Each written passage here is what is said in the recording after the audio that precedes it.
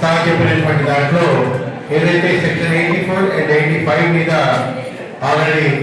గౌరవ ఆంధ్రప్రదేశ్ హైకోర్టు ఆదేశాల మేరకు కూడా మనకి 2 సెషన్స్ కోర్టుని ఈ యొక్క మన వికలాంగుల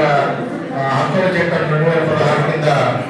హైకోర్టు ఆఫ్ ఆంధ్రప్రదేశ్ మన కేసులను తీసుకోవాలని గుర్తించడం జరిగింది. జీవో నెంబర్ 5 ప్రకారం వైజాగ్ లో ఉన్నటువంటి మెట్రోపాలిటన్ సెషన్ కోర్ట్ ని అలాగే విజయవాడలో ఉన్నటువంటి మెట్రోపాలిటన్ సెషన్ కోర్ట్ ని రెండింటినీ కూడా మన యొక్క వికలాంగుల హక్కుల చట్టం 2016 కింద కేసెస్ ని తీసుకునేటువంటి అవకాశాన్ని కల్పించడం జరిగింది. అలాగే 2018లో జీవో నెంబర్ 43 ద్వారా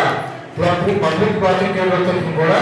మనకి అపాయింట్మెంట్ చేయడం జరిగిన విషయాలు తెలియజేయడానికి చట్టం చెప్తున్నాను. అలాగే రెండో విషయం, సుప్రీంకోర్టు ఇచ్చినటువంటి ఆదేశాల ప్రకారం దేశవ్యాప్తంగా ఉన్నటువంటి ఏ రాష్ట్రంలో ఏ విధంగా rights of person disability act implement జరుగుతుందో చూడమని దేశవ్యాప్తంగా ఉన్నటువంటి 8 లా యూనివర్సిటీస్కి ఆ బాధ్యతలు అప్పచెప్పడం జరిగింది. మనకి దక్షిణ భారతదేశానికి సంబంధించి కర్ణాటక, ఆంధ్రప్రదేశ్, కేరళ అండ్ తమిళనాడు ఈ 4 రాష్ట్రాలకి సంబంధించి నేషనల్ లా యూనివర్సిటీ బెంగళూరు వారికి ఆ బాధ్యతల్ని అప్పచెప్పడం జరిగింది. రీసెంట్ గానీ ఈ నెలలోనే 3వ తారీఖున ఆ యొక్క యూనివర్సిటీ నుంచి ప్రొఫెసర్స్ అండ్ కమిటీ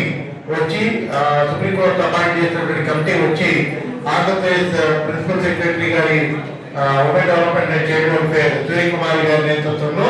ఆ యొక్క సెక్రటరియట్ లో ఉన్నటువంటి ఆ డిపార్ట్మెంట్స్ తో సమావేశమయ్యి వాళ్ళు కావాల్సినటువంటి డీటెయిల్స్ అన్ని కూడా తీసుకోవడం, దాన్ని సుప్రీంకోర్టు సబ్మిట్ చేయడం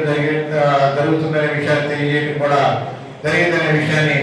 తెలియజేయడానికి సంతోషిస్తూ సుదీర్ఘ సమయం ఇక్కడ వేచి ఉన్నటువంటి మీ అందరికీ